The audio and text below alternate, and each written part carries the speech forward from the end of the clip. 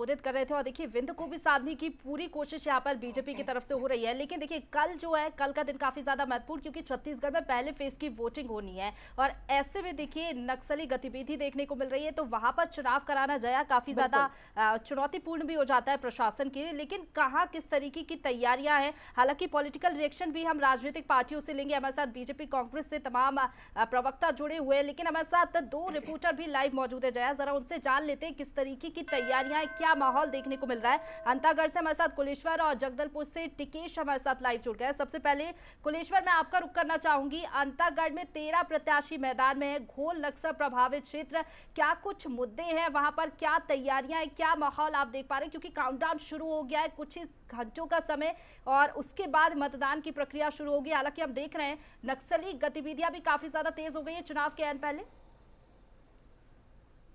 देखिए, यहाँ की अगर हम मुद्दे की बात करें तो यहाँ के लोग चाहते हैं कि सड़कों का जो जाल है वो अच्छे। यहाँ की सड़कें बहुत खराब है, दूसरी कनेक्टिविटी भी यहाँ है।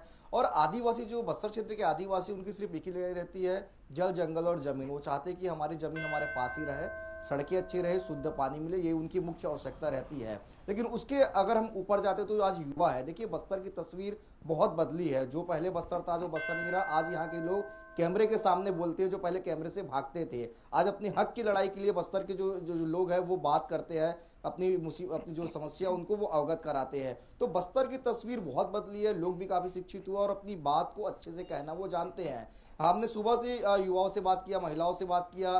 देखिए, कांग्रेस बीजेपी दोनों घोषणा पत्र में तो विश्वास कर रहे हैं, लेकिन उनका साफ तौर पर ये कहना है कि जो लोकल मुद्दे हैं उस पर काम नहीं हुआ है। तो कहीं ना कहीं बहुत सारी बातें यहाँ की जनता ने कहा, लेकिन नक्सलवाद भी एक अहम समस्या है। अंतागढ़ अभी भी घोर नक्सल क्षेत्र में आता है। मेरे पीछे की तस्वीर भी आप देख रहे होंगे किस तरह से जहां तक नजर आती है वहां तक जंगल ही जंगल है। तो ऐसे में जो आवागमन है उसके लिए यहाँ पे सड़कें अच्छी होनी चाहिए। सड़कें बहुत खराब है, इसके कारण जो लोग हैं वो एक जगह से दूसरे जगह जाने के लिए उनको काफी समय लगता है। तो इन तमाम मुद्दों में यहाँ की जनता चाहती है कि काम हो और लोग कल का इंतजार कर रहे हैं। यहाँ के जो मतदाता कल का इंतजार कर, ताकि हम कल मत का जब समय आए तो हम जाए। बिल्कुल, नक्सलियों को जवाब तो कुलेश्वर वोट से ही देना होगा। लेकिन ये बहुत महत्वपूर्ण बात आपने कही है कि बस्तर में अब हम बदलाव देख रहे हैं, लेकिन ये बदलाव ना सिर्फ 5 साल में नहीं आया। हम ये नहीं बोलेंगे कि केवल 5 साल में सरकार बदली तो बहुत बदलाव देखने को मिला।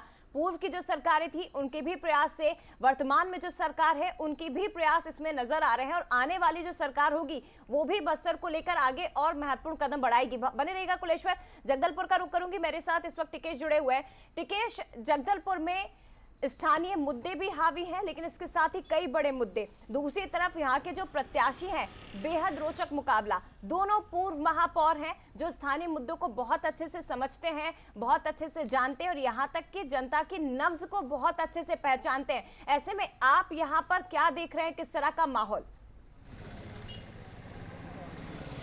देखिए, बता दूं कि चुनावी शोर खत्म होने के बाद लगातार अब बस्तर में चुनौतियों का दौर शुरू हो चुका है, जहां प्रत्याशियों को एक दूसरे से चुनौती है, तो वहीं अब मतदान दलों को सुरक्षा को लेकर चुनौती है। बता दें कि आज से जो तमाम मतदान दल है वो रवाना हो चुके हैं और जिसको कलेक्टर और एसपी स्वयं यहाँ पर पहुंचे हुए थे। लाल लड़ाकुओं के साथ मतदान दलों को लाल गुलाब देकर रवाना किया गया है। आपने बात किया प्रत्याशियों की, तो प्रत्याशियों के बीच आमने सामने की टक्कर है, क्योंकि दोनों महापौर है लेकिन अपने अपने कामकाज को लेकर जनता के बीच में जा रहे हैं।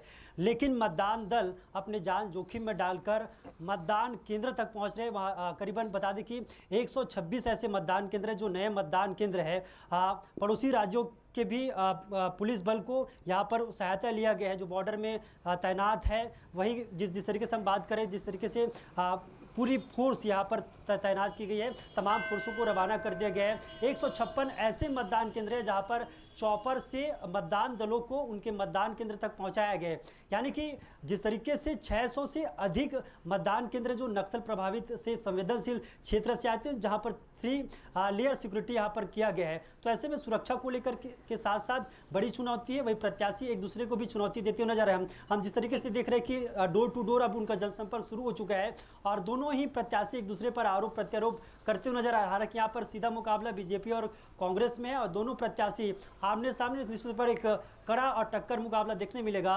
लेकिन जिस तरीके से हमने देखा कि हमने बार बार दिखाया बंसल न्यूज़ के माध्यम से कि मतदान दल के हौसले बुलंद है। उनका ठीक है। साफ तौर पर कहना है कि 100% मतदान कराना है और जो 126 नए मतदान केंद्र बने हैं वहां पर चुनौतियों का भंडार है। इन चुनौतियों का सामना करने से वो मुस्कुराकर यहाँ के गए हैं और उनका साफ तौर पर यह कहना है कि 100% सफल पूर्वक मतदान कराकर हम लौटेंगे। तो निश्चित तौर पर बस्तर की लड़ाई में जगदलपुर जिले के माफ कीजिए बस्तर जिले के बिल्कुल सुरक्षा से कोई चूक ना हो इसके लिए तमाम इंतजाम किए गए हैं। आप बने रहिए हमारे साथ, लौटूंगी मैं आपके पास। हमारे साथ गेस्ट भी बने हुए बीजेपी प्रवक्ता अजय धवले जी, इसके साथ ही कांग्रेस प्रवक्ता मिथुन अहिरवार, वंदना राजपूत जी भी हमारे साथ बनी हुई है लगातार। लौटूंगी सभी के पास।